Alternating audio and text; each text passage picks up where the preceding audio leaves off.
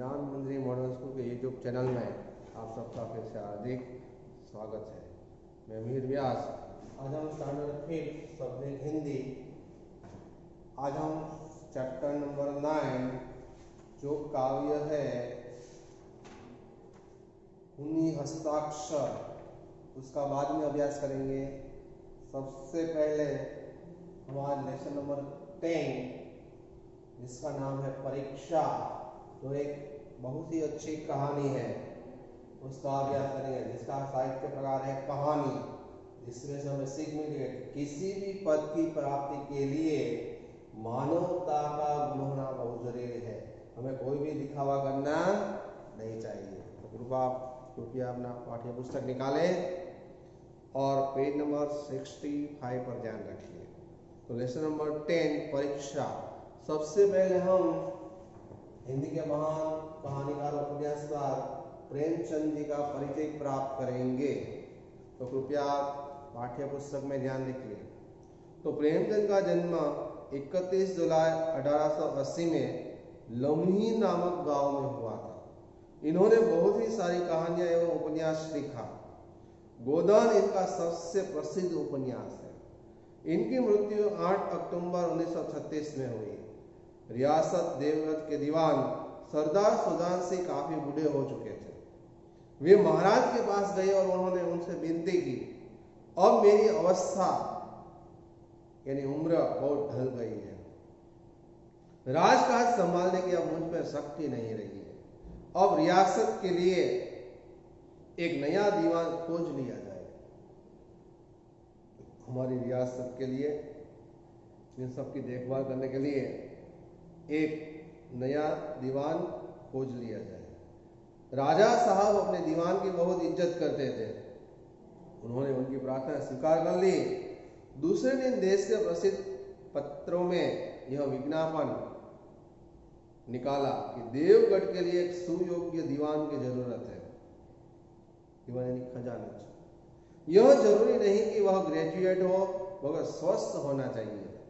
1 महीने तक उम्मीदवारों के रहन सहन, आचार विचार की देखभाल की जाएगी। विद्या का कम परंतु कर्तव्य का अधिक विचार किया जाएगा। पूरे मुल्क में तहलका मच गया। सैकड़ों आदमी अपना अपना भाग्य परखने के लिए वहां चल पड़े। प्रत्येक रेलगाड़ी से उम्मीदवारों का एक मेला सा वहां उतर गया। सरदार सुजानसिंह ने इन महानुभावों के आदर और सत्कार का बड़ा अच्छा प्रबंध यानी उसकी व्यवस्था की। अवस्था यानी प्रबंध यानी व्यवस्था। हर मनुष्य अपने आप को अच्छा दिखा रहा था। जो दिन में 9 बजे तक सोया करते थे, वे अब सुबह की सैर पर जाने लगे घूमने। जिन लोगों ने अपने घरों में नौकरी की नाक में दम कर रखा था, वे यहाँ नौकरों से आप और जनाब कहकर बात कर रहे थे। जिन्हें किताबों से घृणा थी, नफरत थी, घृणा यानी नफरत, वे अब बड़े बड़े ग्रंथ पढ़ रहे थे, पुस्तक। जिससे बात कीजिए वह नम्रता और सदाचार का देवता बना मालूम देता था। लेकिन मनुष्यों का वह बूढ़ा जौहरी आड़ में बैठा हुआ देख रहा था। इन बगुलों के बीच में सुंदर हंस कहाँ छिपा हुआ है? अच्छा व्यक्ति कौन है?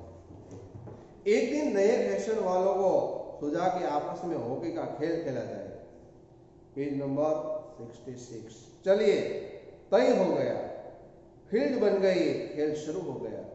संध्या तक घूमघाम रही। लोग पसीने से तर हो रहे थे, पसीना बह रहा था। हाँफते हाँफते बेदम हो गए, पर हार जीत का निर्णय नहीं हो सका। अंधेरा हो गया था। इस मैदान से जरा दूर हटकर एक नाला था। उस पर कोई पुल नहीं था। पथिकों यानी मुसाफिरों को नाले में से चलकर आना पड़ता था। एक किसान अनाज से भरी हुई गाड़ी लिए हुए उस नाले में आया।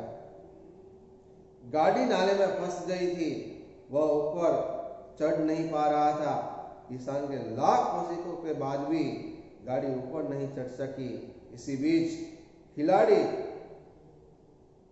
हाथों में डंडे लिए घूमते घामते उधर से निकल गए। सभी ने किसान को अनदेखा कर दिया, न देखा हो ऐसा। किसान सिर्फ उन्हें देखता रह गया। किसी खिलाड़ी ने उसकी सहायता यानी मदद नहीं की।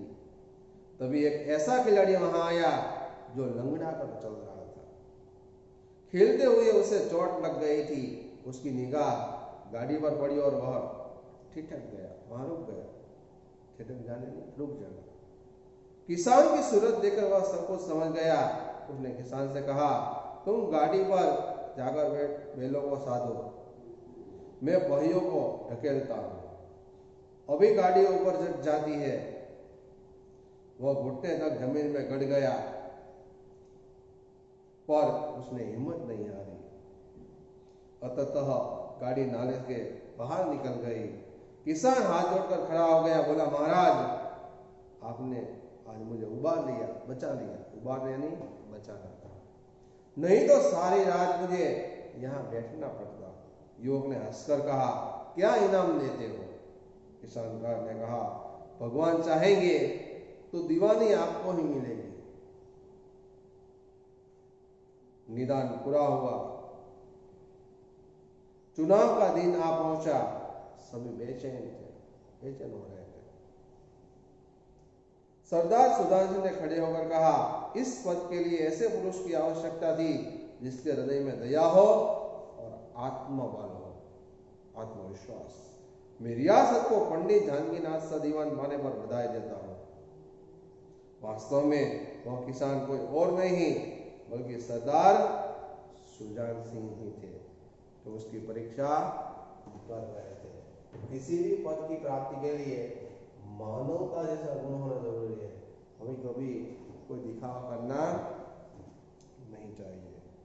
तो वही युवक जिसने उस किसान को नाले में जो गाड़ी फंस गई थी उससे बचाया था, वही पंडित जानकीनाथ,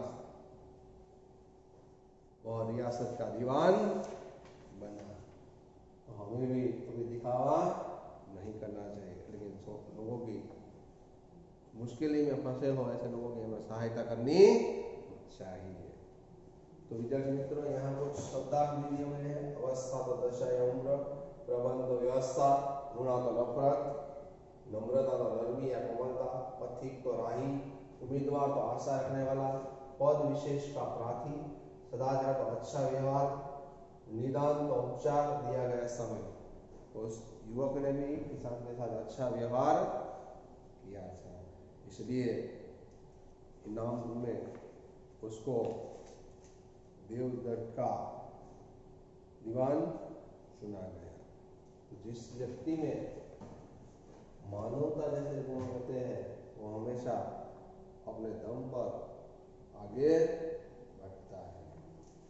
तो अब हम जो मौखिक प्रश्न है उसका अभ्यास करेंगे।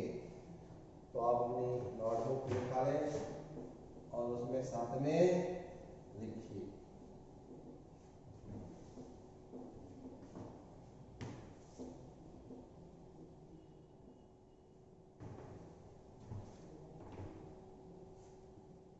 तो सबसे व्यास कार्य के अंदर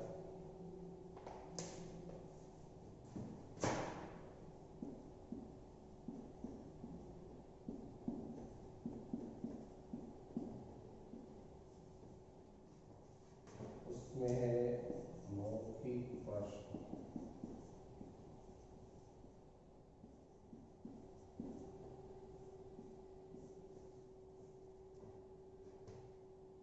तो सबसे पहला है, सरदार सुजान सिंह कौन थे? तो सरदार सुजान सिंह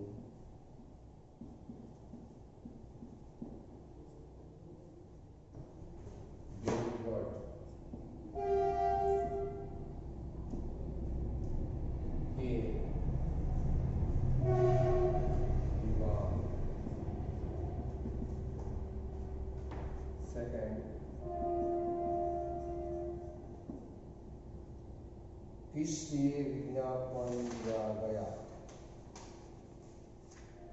इसका भी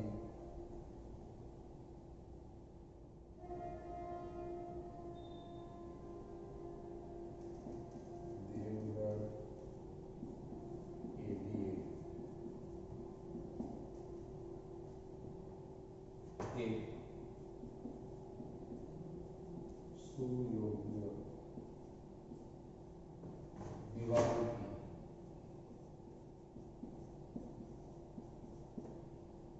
जरूरत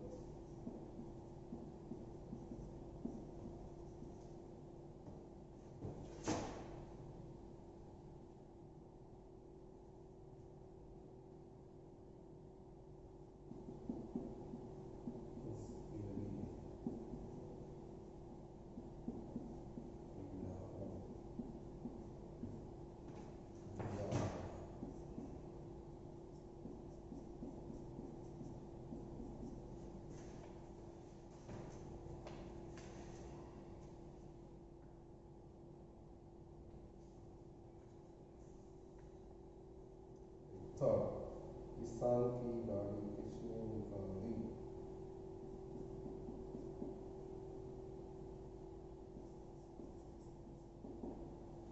तो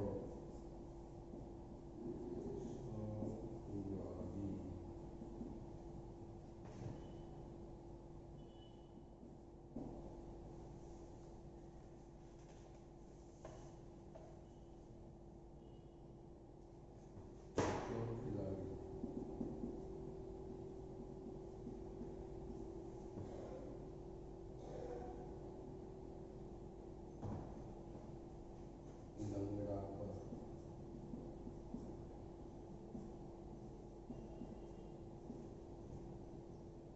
चल रहा था।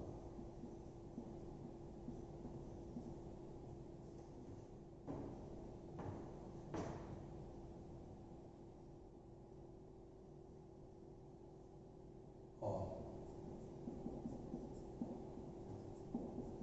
खेलते हुए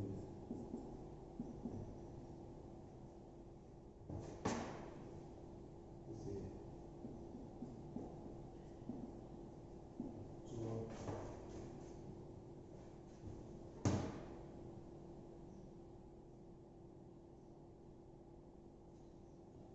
लगी थी। वही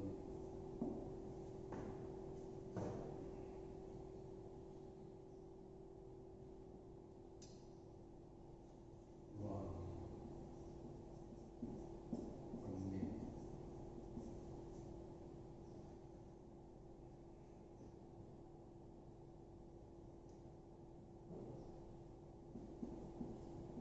जानकी साथ में उनका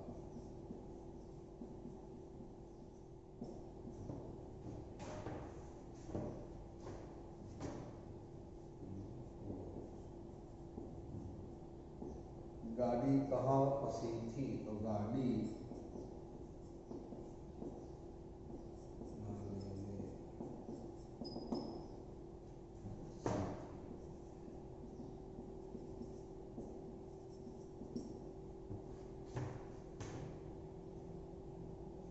नया नौजवान कौन बना? पंडित जानकीनाथ।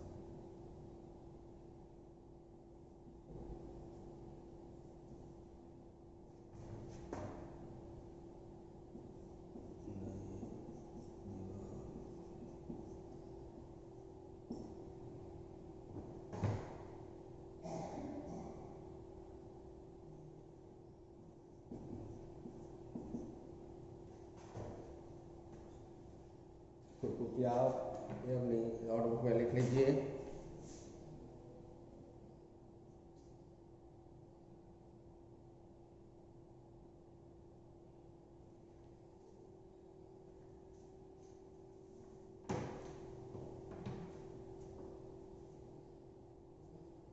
तो विद्यार्थी मित्रों, एक क्वेश्चन आंसर आपको अपनी नोटबुक में लिखना है और होमवर्क में